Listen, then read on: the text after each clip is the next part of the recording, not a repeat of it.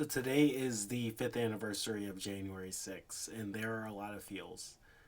It was an astonishing moment when it happened because we had never experienced anything like that in recent memory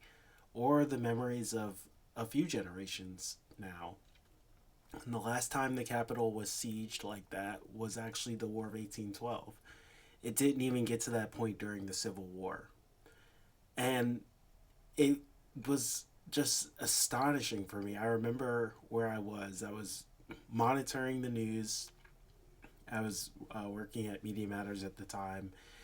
and I remember just staying up the night before all night and watching Fox News. And there was this kind of implicit view of something is going to happen, something is going to happen, and there was a lot of coverage of crowds that were coming to the Congress to DC to go to the Trump rally, and how there's so much energy of disappointment and anger amongst Trump supporters. And a lot of this was part of kind of like the editorializing that was happening at Fox at the time. And I couldn't have imagined though that a crowd would leave the rally and go down to the Capitol building and engage in the kind of violence and rioting that happened. And this is coming off the heels of lots of times the rioting frame being used to attack racial justice protests, Black Lives Matter,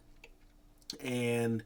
George Floyd. And that really came to a head without really adequate conversation about how different organizations planted themselves into those otherwise largely peaceful protests to exacerbate violence, so that the frame was that these racial justice protests would be inherently violent and thus play to a longer stereotype in American life and American history. And so then we see this actual riot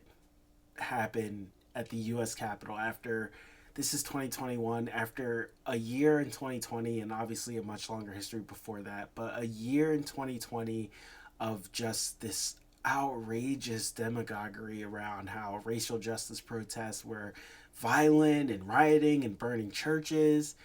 And then one of the most spectacular riots, political riots of our current times, happens at the beginning of January in 2021. And there is this fervor that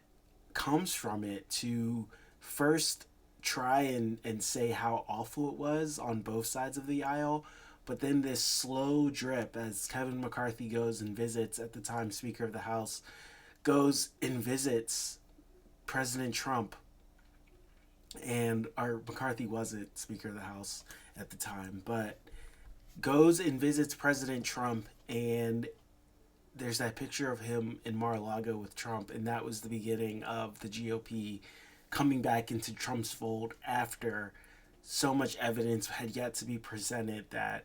Trump was at the center of a conspiracy almost to try and overturn the election, try to put pressure on his vice president to not certify the electors. This is happening when a constitutionally mandated process was occurring that really wasn't in the vice president's hands to begin with. It was in the hands that had already been decided, which was the state electors, the state legislatures. And before this, there had been this pressure campaign to reach out to state legislatures and swing states and try to manipulate recounts and create legal fervor over the idea of a stolen election. And it all comes to it all comes culminates and all comes to a head in Washington D.C. in January 6, 2021. And there were Confederate flags being flown. There was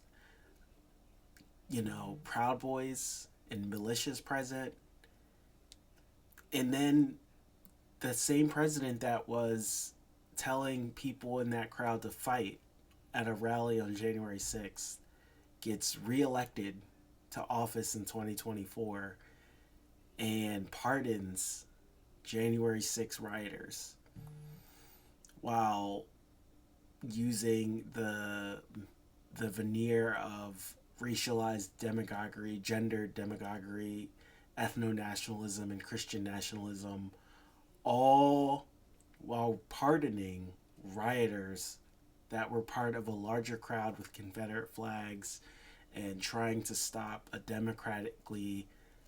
held, constitutionally mandated process to certify the electors of the next president of the United States at the time, Joseph Biden. So it is astonishing, but also makes sense that here we are 5 years later, and we are living under the specter of January 6th, the ghost of that time that happened and and created a new but familiar era in American politics where violence is a driver, identitarian hierarchy becomes the main rebel yell, and people are more and more afraid to speak or to be have political discussions because of how angry it makes, particularly one group of the American political spectrum, one part of the American political spectrum, and that anger came out on that day, on January 6th. And 5 years in, we're still unsure about the full consequences of that insurrection. 5 years in, we still can't really reckon with what that meant for us as a polity, as a democratic republic, as a place where discussion and argument defines our political dialogue, not the bottom of a gun or the barrel of a gun, and not the allure of violence. But at the same time, that's always been the case in America, from lynchings and the Ku Klux Klan in the American South rising up to threaten Black Americans, Indigenous Americans, Catholic Americans not to pursue their rights, Jewish Americans, to threats of violence towards women's suffrage and towards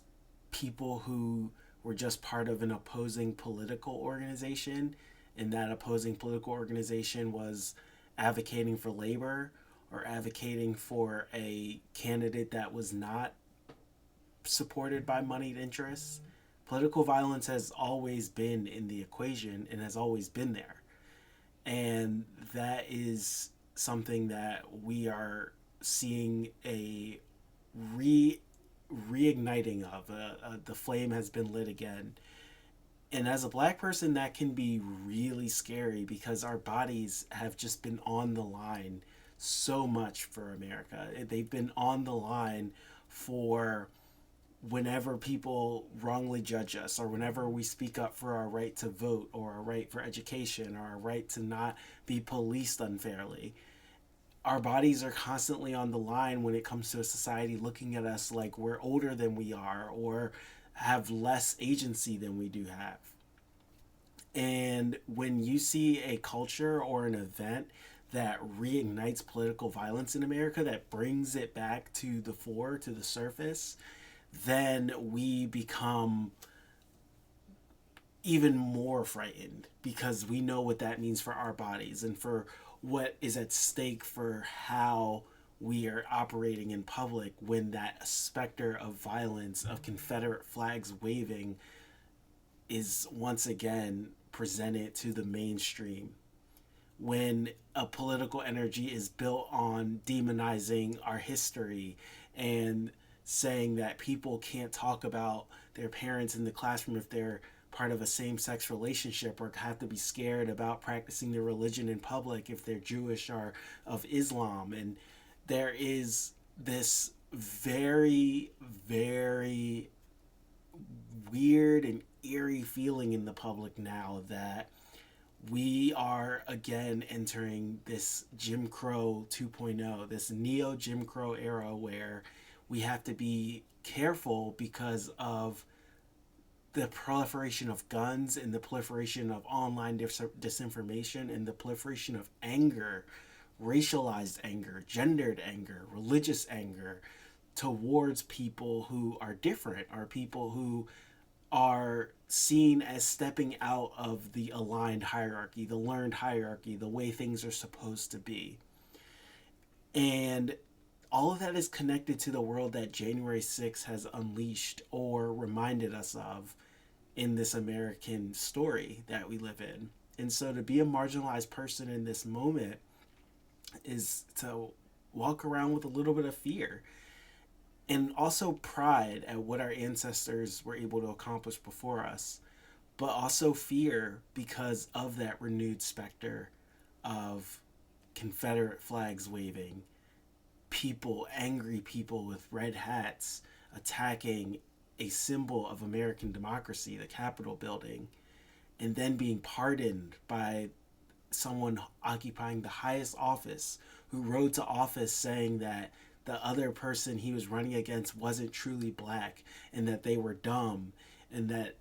having all of these baseless attacks against them that were not based in any kind of real policy or institutional framing, but really out of just a raw anger that is felt in a population that is tired of seeing people they don't find themselves familiar with represented in movies, or seeing them in public spaces when they're not used to seeing them in public spaces, and just the raw anger of sharing power and wealth in America that was supposed to have been carved out for a specific person.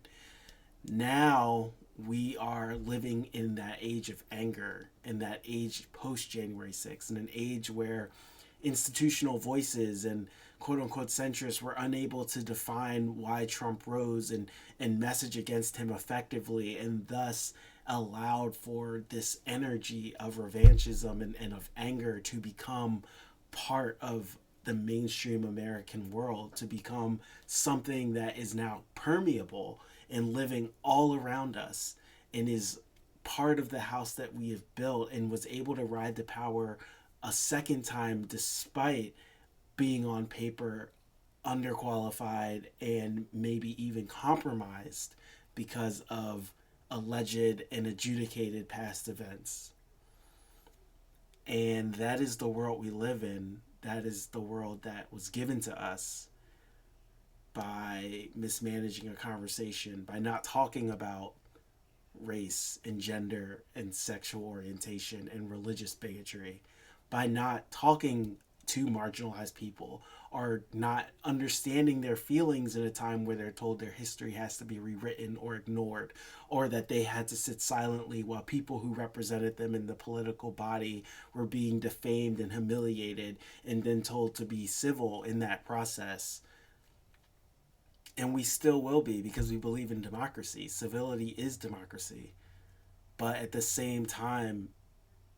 our experiences and how central we are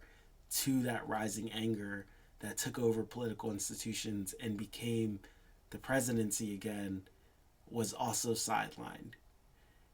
And so that now mires a Democratic Party that is trying to find its way and trying to bring together the coalition again after ignoring a crucial part of that coalition that looked to it for guidance and for strength and for direction, and instead got milquetoast